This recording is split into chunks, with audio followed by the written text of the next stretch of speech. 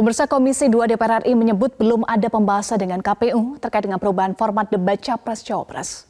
Format baru terkait dengan debat calon presiden dan calon wakil presiden dalam hal ini setiap pasangan Capres maupun Cawapres akan menghadiri seluruh sesi debat. Artinya tidak ada debat khusus untuk Cawapres.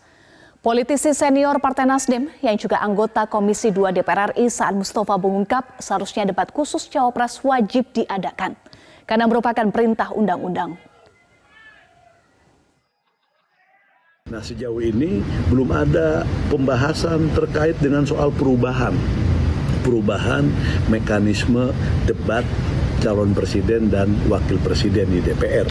Dan DPR akan terus menegaskan bahwa KPU harus menjalankan dan melaksanakan perintah undang-undang tersebut terkait dengan debat calon presiden dan wakil presiden.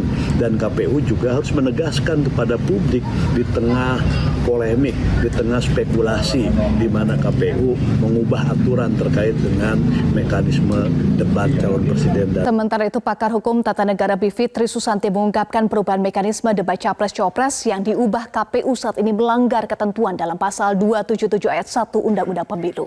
Menurutnya perubahan mekanisme harus diikuti dengan perubahan undang-undang. Iya, jadi sebenarnya itu ketentuan, kalau itu sudah jadi kesepakatan, sebenarnya itu melanggar undang-undang loh. Nggak boleh.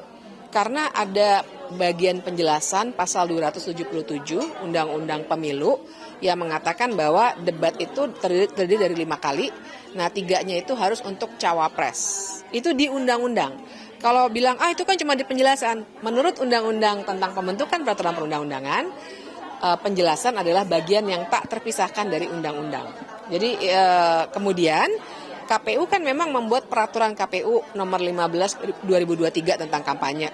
Nah, di pasal 50-nya itu mereka agak tricky gitu ya, karena mereka bilang memang sama kayak undang-undang dulu, pertama-tama mereka bilang sama kayak undang-undang 5, terus ada untuk cawapres. Tapi kemudian dibilang itu bisa diubah dengan berkoordinasi dengan DPR. Seakan-akan cari justifikasi bahwa kalau udah disetujui DPR maka bisa berubah formatnya. Nah, itu yang salah. Karena kalau melanggar undang-undang tetap nggak boleh. Walaupun DPR bilang, nggak apa-apa.